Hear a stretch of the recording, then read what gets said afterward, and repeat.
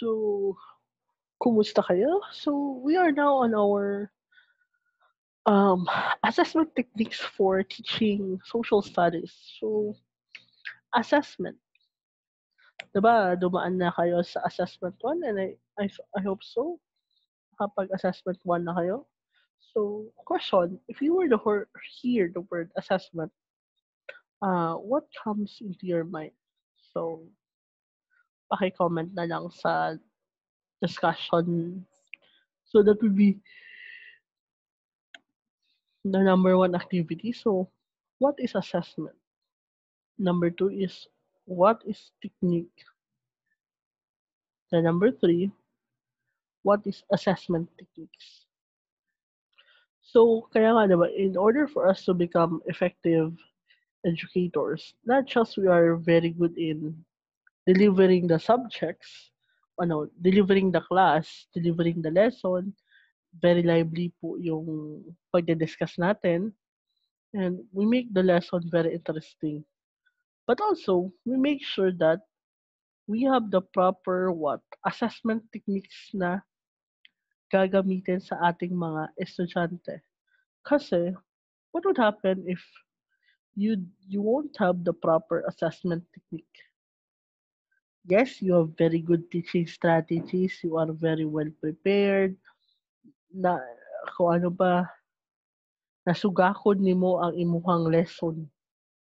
You're perfect in delivering paano instruction, strategies, ginawa mo na lahat.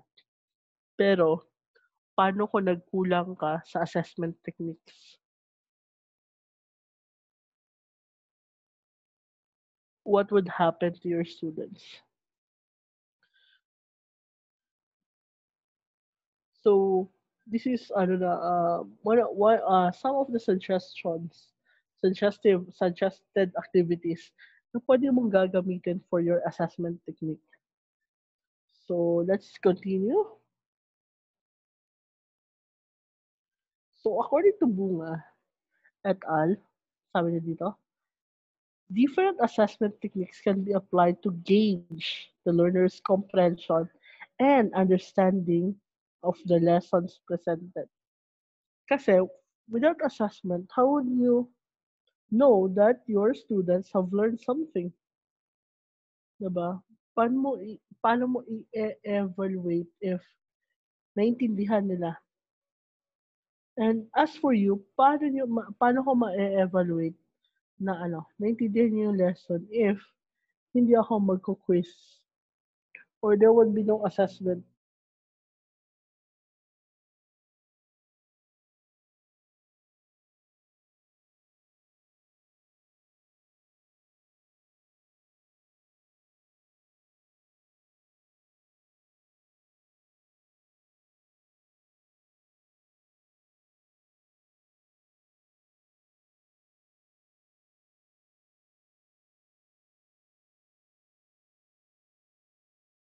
But at the end, hindi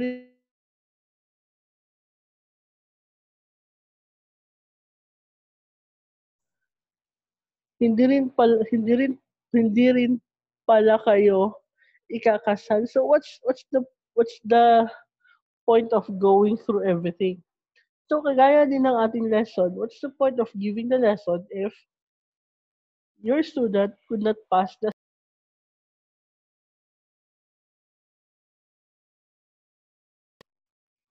So let's continue.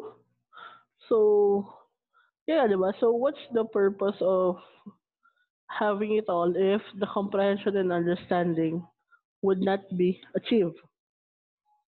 So next. So one of the best assessment is what we call the performance assessment because it requires learner to perform a task using their own resources, creativity, and critical mind. So that's why some of us would be doing something na para sa performance ng mga bata. So to see if we are um, in line or parallel with the what we call performance assessment, Let us check Bloom's digital taxonomy.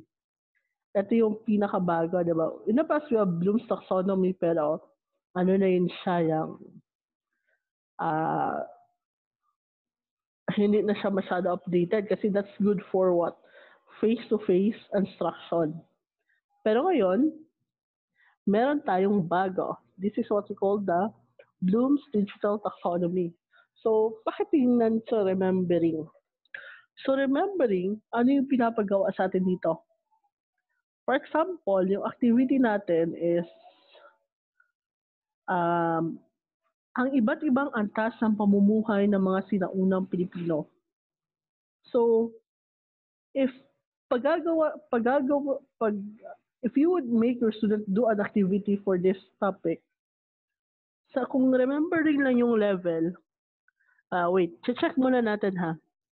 Galing sa color blue, pink, hanggang sa color brown, these activities are what? Considered, ano daw? Lower order thinking skills. And galing naman doon sa yellow, red, green, those are considered what? Higher order thinking skills. So let's proceed muna ha. So if you would mawa iba't ibang antas ng pamumuhay ng mga sinaunang Pilipino. So meron tayo ditong writing. So gagamit sila ng words. So gumawa ng essay tungkol sa iba't ibang antas ng pamumuhay ng mga Pilipino. Next, searching. Gagamit sila ng Google. I-google lang nila. Saang parte ng Pilipinas dati saang parte makikita ang yung iba't ibang antas ng pamumuhay ng mga Pilipino. Saan dito ang mga Indio, saan dito ang mga mestizo, saan dito ang mga peninsulares, ang mga insulares. Kasi i-google lang nila.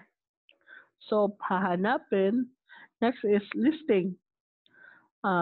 Sa mga bayani, sino ba yung mga Indio, mga insulares, mga peninsulares, at mga ilustrado? Ganun na yung gagawin nila. Or, yung understanding. So, pre-predict nila, di-discuss nila, i-compare.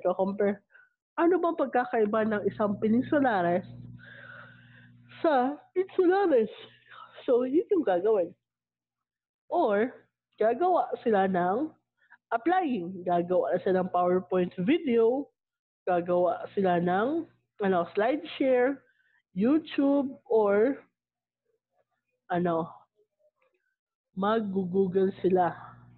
Or, eto na siya. I-examine nila, i-explain nila, pero gagawin nila ang mag-comment sila using Instagram, SPSS, tsaka Google Suites. Or mag-e-evaluate sila ng color red. They would be assess, prioritize, collaborate, and choose. Or ang pinakamagaling, yung tinatawag na create. Mag-create sila ng sarili nilang antas ng kabuhayan, tapos gagawa sila ng byproduct. Magde-decide sila. Magko-compose sila. So, yan ang gagawin nila for the performance assessment. Next, yung tinatawag naman na authentic assessment. Ito yung gagawin ng mga estudyante in context with the real world.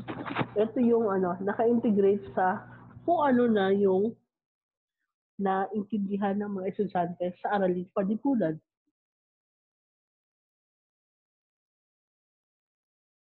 So, Ang gagawin natin dito is I would assign you choose different activities from authentic assessment, then provide kayo ng ano, 5 activities, 5 samples. So, dyan kayo maghahanap sa yellow ng mga activities, then provide 5 samples on that. And next, graphic organizer. Ito siya yung isa sa pinakamadaling gawin. Diba? Concept map, sequence map, magpa-Venn diagram lang kayo. So, magagawa nyo na ito. Next is journal writing. So, reflection, reaction, sanay naman tayo nito. So, kaya nyo na to. Then, what we call the portfolio. Gagawa ng portfolio.